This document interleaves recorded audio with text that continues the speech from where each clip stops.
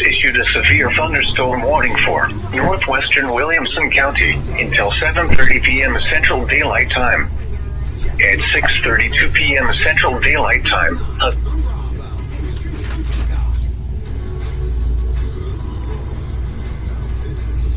15 miles per hour. Hazard, 60 miles per hour wind gusts and quarter-size hail.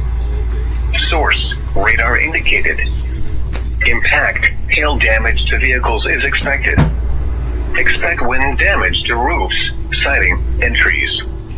Locations impacted include Round Rock, Georgetown, Saronita, Bartlett, Gerald, Florence, Weir, Georgetown Dam, Sun City, Muhammad, and Ice, Fiat, Walberg, Shortner, and Jonah. For your protection, move to an interior room on the lowest floor of a building. Large hail, damaging wind, and continuous cloud-to-ground lightning are occurring with this storm. Move indoors immediately. Lightning is one of nature's leading killers. Remember, if you can hear thunder, you are close enough to be struck by lightning.